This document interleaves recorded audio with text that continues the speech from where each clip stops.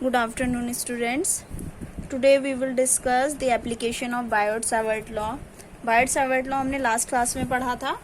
तो magnetic field due to current carrying conductor, ये आपकी एप्लीकेशन भी है बायोट-सावर्ट लॉ की, और ये सेम उस तरह से है जो हमने एक डेरिवेशन किया था. ठीक है, फर्स्ट चैप्टर जब हमने पढ़ा था, किसी रिंग के लिए हमने इलेक्ट्रिक फील्ड कैलकुलेट किया था, उसी तरह से हमने करना है. क्या ले लिया, एक यहाँ पर आपकी क्या है, एक करंट कैरिंग कंडक्टर है, सर्कुलर रिंग है, आई करंट फ्लो कर रहा है उसमें. हमने एक छोटा सा लेंथ एलिमेंट ले लिया. देखिए, जो आपका बायोट-सावर्ट लॉ होता है वो होता है mu not upon 4 I D L cross R. ठीक है, यही होता है D L cross R upon R square. मतलब D L length element cross product आपका आर के साथ, मतलब पोजीशन वेक्टर के साथ. तो इस पॉइंट पर अगर हमें मैग्नेटिक फील्ड कैलकुलेट करना है तो डी एल क्रॉस आर, तो ये एक दूसरे के परपेंडिकुलर होने चाहिए. तो देखिए, लेंथ एलिमेंट हमारा परपेंडिकुलर है और हमने ये आर डिस्टेंस पर, ठीक है, हमने आर डिस्टेंस मान ली है. ये पोजीशन वेक्टर डी एल और आर एक दूसरे के परपेंडिकुलर हैं.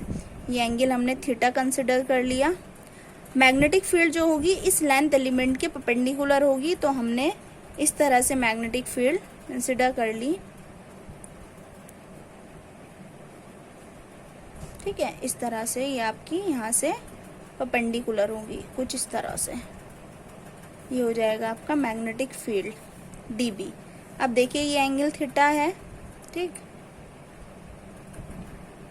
ये एंगल थीटा है, तो इसका ये वाला एंगल जो होगा वो ये एंगल थीटा होगा. ये पूरा 90 है, तो ये वाला एंगल होगा आपका 90 माइनस थीटा.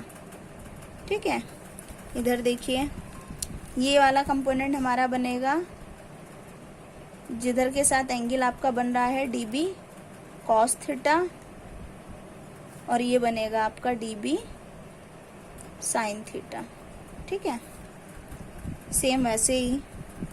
अब आपको निकालना है यहाँ पर मैग्नेटिक फील्ड कैलकुलेट करना है हमें. डी बी कितना होगा इस पॉइंट पर, तो हम लगाएंगे, देखो यहाँ से बायोट-सावर्ट लॉ. ठीक है, तो D B is equals to mu not upon 4 I D L cross R upon R square. जब करेंगे तो mu not upon 4 I D L sine 90, क्योंकि ये दोनों परपेंडिकुलर हैं, अपॉन आर स्क्वायर. साइन 90 की वैल्यू हो गई 1. Mu not upon 4 I D L upon R square.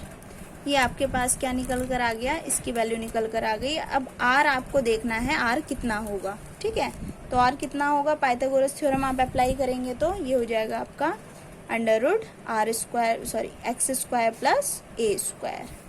Similarly यहाँ जब आप पुट करेंगे तो mu not upon 4 I D L under root X square plus A square का होल स्क्वायर.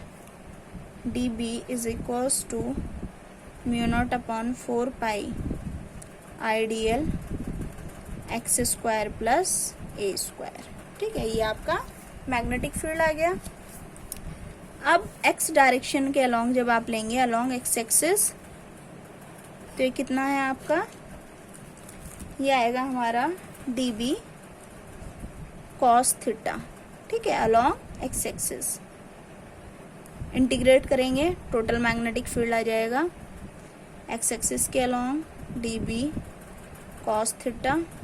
ठीक है, यहाँ से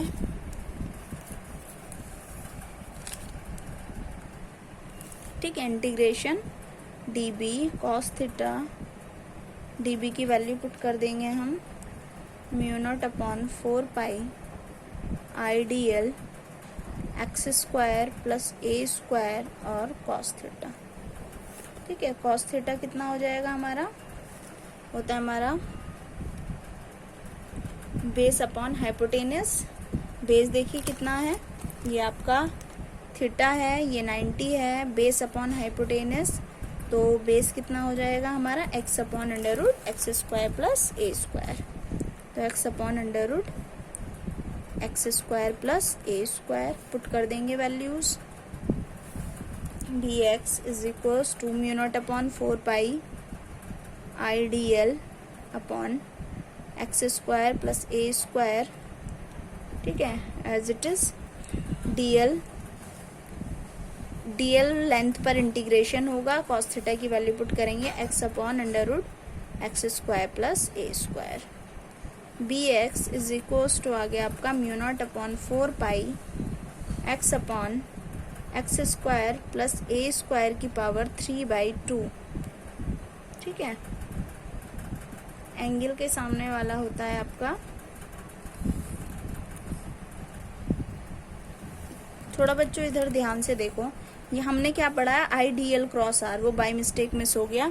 तो डी एल क्रॉस आर इन दोनों के बीच का एंगल होता है, आर ये है, डी एल ये है, ये आपका एंगल थीटा होगा, ये 90 होगा, तो ये वाला 90 माइनस थीटा होगा। जब ये 90 माइनस थीटा होगा तो ये वाला कंपोनेंट कितना होता है, D B cos 90 minus theta, इस तरह से D B cos 90 minus theta, तो ये वाला कंपोनेंट बन गया आपका डी बी साइन थीटा। इसी तरह से ये परपेंडिकुलर कंपोनेंट होगा आपका D B sine 90 minus theta, ये बन जाएगा आपका कॉस थीटा, ठीक है। तो यहाँ पर चेंज हो जाएगा, अगर थीटा ये है तो ये आ जाएगा आपका एक्स की जगह ए अपॉन, ठीक है, परपेंडिकुलर चेंज हो जाएगा ना, बेस कौन सा चेंज हो जाएगा, ए बेस हो जाएगा, यहाँ से ए बेस हो जाएगा और एक्स क्या हो जाएगा आपका एंगल के सामने वाला परपेंडिकुलर, ठीक है। तो ए आ गया आपका, इंटीग्रेशन करेंगे हम टोटल लेंथ पर कितना होगा इंटीग्रेशन टोटल, देखिए, तो B X is equals to mu not upon 4 pi I A upon X square plus A square की पावर 3/2, और डीएल करेंगे तो डीएल क्या होगी, टोटल लेंथ रिंग की, और रिंग की टोटल लेंथ कितनी होगी, उसकी सरकमफ्रेंस, और सरकमफ्रेंस कितनी होती है 2 पाई आर, रेडियस है हमारी ए, तो ए ले लेंगे, ठीक है। ये आ गया आपका, जब लिखेंगे आप B X is equals to mu not upon 4 pi I A square upon 2 pi और X square plus A square की पावर 3/2, 2 पाई से 2 कैंसिल हो जाएगा, B X is equals to mu not upon 2 X square plus A square की power 3/2 और आई A square, ठीक है। ये आ गया आपका expression. Electric field x direction में, वाई डायरेक्शन में बाय सिमेट्री 0 हो ही जाएगा, ये पहले भी रिंग के लिए हम कर चुके हैं सिमेट्रिकली। जो आपका डी बी साइन थीटा वाला कंपोनेंट है कैंसिल हो जाएगा। अगर हम सेंटर पे लिखें एट सेंटर, तो सेंटर के लिए एक्स वैनिश करेगा, एक्स को 0 पुट करेंगे, तो बी इज इक्वल्स टू आ जाएगा आपका mu not I upon 2a। ये आपका करंट कैरिंग कंडक्टर के लिए मैग्नेटिक फील्ड निकालते हैं हम। तो सेंटर पे आपको याद रखना है mu not I upon 2a, और एक्सियल पर आपको याद रखना है mu not I A square divide by 2x square plus A square की पावर 3/2। अब हम पढ़ेंगे ampere circuital law. Ampere circuital law क्या कहता है, the line integral of magnetic field around any close circuit और closed path is equals to mu not times the total current या total current passing through this close circuit. जैसे आप क्या पढ़ते हैं, उसके लिए आप गॉस लॉ पढ़ते हैं ना, तो गॉस लॉ में आप गॉसियन सरफेस बनाते हैं, तो ऐसे ही यहाँ पर हम क्या बताएं, एम्पीरियन लूप बनाते हैं।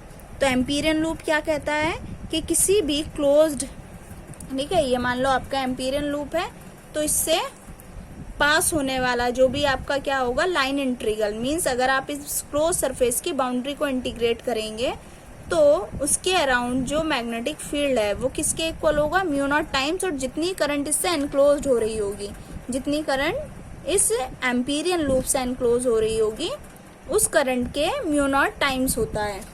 Simply, Ampere circuital law states that if a magnetic field be directed along the tangent to every point on the parameter of a closed curve, then its magnitude is constant along the curve। मतलब आपको इधर दिखाई दे रहा है एक हमारा Amperian loop है, I current इसमें, इसके अलोंग अगर हम देखें तो हमने एक एम्पीरियन लूप बनाया। कैसा बनेगा, अगर ये कंडक्टर है तो करंट एनक्लोज ऐसे ही होगी ना, हमें एक एम्पीरियन लूप इस तरह से बनाना पड़ेगा, सर्कुलर। और हर एक पॉइंट पर हमने पढ़ा है मैग्नेटिक फील्ड की डायरेक्शन टेंजेंट होती है, तो हर एक पॉइंट पर मैग्नेटिक फील्ड क्या होगा, हमारा टेंजेंट होगा इस सर्कुलर लूप के अलोंग। हमने एक छोटा सा लेंथ एलिमेंट मान लिया dl, और ये आपका मैग्नेटिक फील्ड b, ठीक है। dl और r परपेंडिकुलर हैं, तो जब हम यहाँ पर लाइन इंटीग्रेशन करेंगे b डॉट dl निकालेंगे, तो लेंथ एलिमेंट और ये आपका b दोनों क्या है, सेम डायरेक्शन में है। जो आप लेंथ एलिमेंट देखेंगे dl वो भी इसी तरह से होगा, इसी डायरेक्शन में, और आपका b भी उसी डायरेक्शन में है, तो दोनों के बीच एंगल 0, cos 0 की वैल्यू 1, b dot dl is equals to कितना आ गया आपका, यहाँ आ गया आपका म्यू नॉट आई, ठीक है। म्यू नॉट आई क्यों लिखा हमने, b डॉट dl हम क्या निकाल रहे हैं, एक तरह से म्यू नॉट टाइम्स होता है किसके, आई के, ये हमने पढ़ाई है एम्पियर सर्कुलर लूप, तो किसी लाइन इंटीग्रल के लिए हम निकाल रहे हैं, कैलकुलेट करें कि सर्कुलर लूप के लिए, तो b इज इक्वल्स टू कितना आ गया आपका, mu not I upon 2πr, ठीक है। इसका प्रूव नहीं है, सिर्फ इसके डायरेक्ट एम्पियर सर्कुलर लॉ को हम यूज करते हैं। नेक्स्ट है आपका applications of Ampere circular law of an infinitely long straight conducting wire. Same यही आपका जो भी किया है हमने, ठीक है। सर्कुलर लूप है, निकाला है, तो mu not I upon 2πr, अगर आप नंबर ऑफ टर्न्स उसमें कैपिटल एन हो तो कितना हो जाएगा, mu not an I upon 2πr। अगर आप वेरिएशन देखें इसके लिए, तो म्यू नॉट कॉन्स्टेंट है, 2π कॉन्स्टेंट है, करंट कॉन्स्टेंट होगी, b is inversely proportional to r, तो कैसा दिखाई देगा आपको, डिक्रीजिंग स्लोप दिखाई देगा, ठीक है। नेक्स्ट आता है सोलेनॉइड। सोलेनॉइड क्या होता है, a solenoid is a wire wound closely in the form of a helix. अगर आप, ये आपकी क्या है, कोई आपकी नॉन कंडक्टिंग वायर है और इस पर आप इंसुलेटिंग वायर रैप कर देते हैं, तो वो क्या फॉर्म बनेगा, एक सोलेनॉइड की फॉर्म बनेगा, जैसे कि स्प्रिंग होता है, उसको हम हेलिक्स भी कहते हैं और हेलिकल फॉर्म भी कहते हैं। तो a solenoid is a wire wound closely in the form of a solenoid और helix. The wire is coated with an insulated material so that all adjacent turns physically touch to each other, ठीक है। दिखाई दे रहा है आपको, यहाँ से current enter कर रही है और हर एक टर्न एक दूसरे को टच कर रहा है, तो ये क्या कहलाता है, अरेंजमेंट हमारा सोलेनॉइड कहलाता है। अब मैग्नेटिक फील्ड निकालनी है हमें सोलेनॉइड के लिए, कितना होता है, तो कुछ नहीं, उसके लिए हमने क्या किया, ये आपके करंट फ्लो कर रहा है किसी सोलेनॉइड में, इंटीरियर में, ये डॉट जो दिखाई दे रखी है आपको, ये मैग्नेटिक फील्ड लाइंस है जो उसके परपेंडिकुलर होंगी, ठीक है। क्योंकि एक तरफ से करंट एंटर कर रहा है, तो मैग्नेटिक फील्ड लाइंस क्या बनेंगी, एक तरफ आउट ऑफ द पेपर होगी, एक तरफ क्या होगी, इनवर्ड होगी, ठीक है।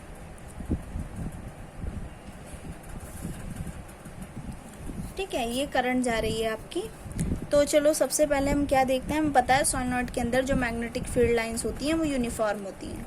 अब हम एक तरफ से करंट देखते हैं, देखिए जो राइट हैंड थंब रूल लगाएंगे, करंट क्या है हमारी, थंब रिप्रेजेंट कर रहा है करंट की डायरेक्शन को, curve finger magnetic field, curve finger कहाँ रही है, बाहर की तरफ, दैट मीन्स इस पॉइंट पर जो मैग्नेटिक फील्ड होगा वो कैसा होगा, out of the plane of paper, ठीक है। यहाँ से करंट क्या आ रही है, डाउनवर्ड्स, मतलब बाहर की तरफ आ रही है, तो बाहर की तरफ आ रही है तो अपने हाथ को उल्टा करो, ठीक है। तो उंगली को कर्ल्स करोगे तो किधर जा रही है, अंदर की तरफ जा रही है, that means out of inward the plane of paper. तो कुछ ऐसा आपको दिखाई देगा। एक टर्न ले लिया हमने सोलेनॉइड का इस तरह से, यहाँ आपकी uniform magnetic field line setup हो रही है,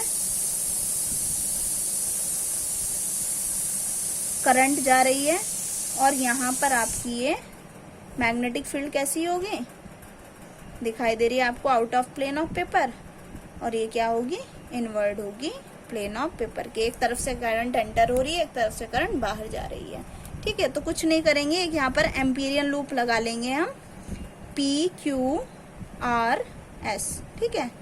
नेम PQRS एक एम्पीरियन लूप है जिसकी लेंथ हमने मान ली कितनी है, L है, और ब्रेड्थ कितनी है, B है, ठीक है। रेक्टेंगुलर एम्पीरियन लूप है। इसके लिए लाइन इंटीग्रल जब हम करेंगे, देखिए P से Q के लिए करेंगे, P to Q B dot DL plus,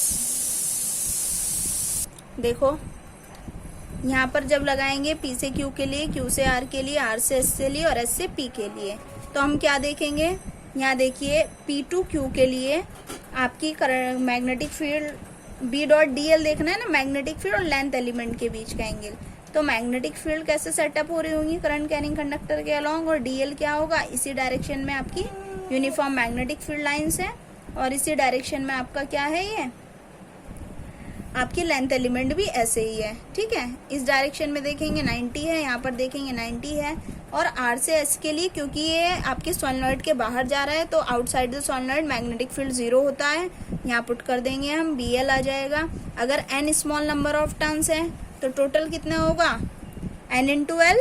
ठीक है, बी एल से एल कैंसिल हो जाएगा, B इक्वल्स टू कितना आ गया आपका, μ0 into NI। This is the expression for magnetic field due to a solenoid. Toroid के लिए देखिए, टॉरॉइड के लिए क्या है, अगर आप क्या करते हैं, if a solenoid is bent in a circular form, अगर एक सोलेनॉइड को आप सर्कल के फॉर्म में बेंड कर दें तो जो अरेंजमेंट बनेगा वो आपका क्या बनेगा, सोलेनॉइड बनेगा, टॉरॉइड बनेगा। तो टॉरॉइड में आप देख सकते हैं सिमिलरली ऐसे ही टॉरॉइड आपको करना है, आप इसको ट्राई करें। ठीक है, उसके बाद आता है आपका force between two parallel conducting wires. ये आपकी कंडक्टिंग वायर्स हैं दो, कंसिडर कर लिया। I1 में आपका करंट फ्लो कर रहा है, तो I1 देखिए क्या करेगा, मैग्नेटिक फील्ड लाइंस क्या होंगी, सर्कुलर होंगी, और इसकी वजह से मैग्नेटिक फील्ड यहाँ पर डेवलप हो रहा होगा। I1 जो है वो देखिए इसमें लिखा भी है, consider two long wires A and B kept in parallel each other and carrying current I1 and I2 respectively in the same direction. The separation between the wires is D. Consider element of length L DL of the wire B। हमने एक छोटा सा length element wire का choose कर लिया, DL length का। अब क्या होगा, ये फील्ड जो है इसकी वजह से यहाँ पर मैग्नेटिक फील्ड क्रिएट होगा, सिमिलरली इसकी वजह से यहाँ पर मैग्नेटिक फील्ड क्रिएट होगा। अगेन आपको क्या लगाना है, एम्पियर सर्किटल लॉ लगाना है। एक तरह से ये समझिए एम्पियर सर्किटल लॉ की एप्लीकेशन है।